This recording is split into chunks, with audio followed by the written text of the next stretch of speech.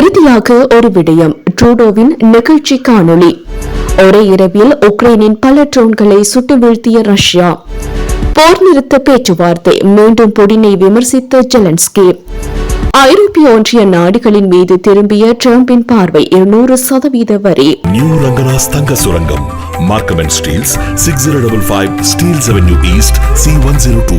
தொடர்பென விரிவான செய்திகள். பதவியின் கடைசி நாளில் கனடாவில் முன்னாள் பிரதமர் ஜஸ்டின் ட்ரூடோ கனேடிய மக்களுக்கான இறுதி செய்தியை பகிர்ந்து கொண்டுள்ளார். குறித்த செய்தியை அவர் காணொலி வடிவில் தனது எக்ஸ் தளத்தில் பகிர்ந்து கொண்டுள்ளார். ஹே கனடா, இறுதியாக ஒரு விடயம் என ஆரம்பிக்கும் இந்த குறித்த பதிவில் கனேடியர்கள் மற்றும் அவர்கள் ஒருவரையொருவர் எவ்வாறு ஆதரிக்கிறார்கள் என்பது குறித்து பெருமைப்படுகின்றேன். தான் எப்போதும் பெருமையுடன் கனேடியனாக இருப்பேன். உலகில் என்ன நடந்தாலும் எமது மக்கள் அப்படியே இருப்பார்கள் என நம்புகின்றேன் எனவும் அவர் மேலும் தெரிவித்துள்ளார்.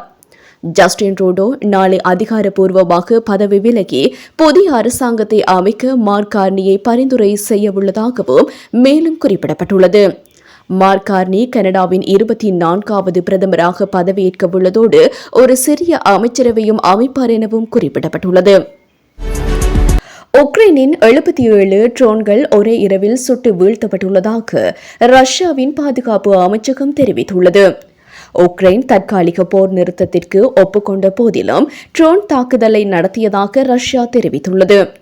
உக்ரைனின் எல்லையான மேற்கு பிரையன்ஸ் பகுதியில் 30 ட்ரோன்களும், கலுகா பகுதியில் 25 ட்ரோன்களும், மேலும் குர்ஸ்க், வோரோனிச், ரோஸ்டோவ் மற்றும் பெல்கோரட் பகுதியில் ஏனைய ட்ரோன்கள் என மொத்தம் 77 ட்ரோன்கள் சுட்டு வீழ்த்தப்பட்டுள்ளதாகவும், முன்னதாக மாஸ்கோ மற்றும் அதனை சுற்றியுள்ள பகுதியில் 90க்கும் மேற்பட்ட ட்ரோன்களை செவ்வாயன்று வீழ்த்தியதாக கூறப்பட்டுள்ளது.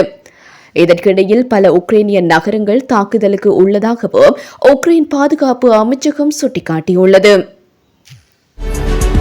போர் நிறுத்த திட்டத்திற்கு ரஷ்ய ஜனாதிபதி புடின் வழங்கியுள்ள பதில் சூழ்ச்சித்தனமானது என உக்ரைன் ஜனாதிபதி விளாடிமிர் ஜெலன்ஸ்கி தெரிவித்துள்ளார்.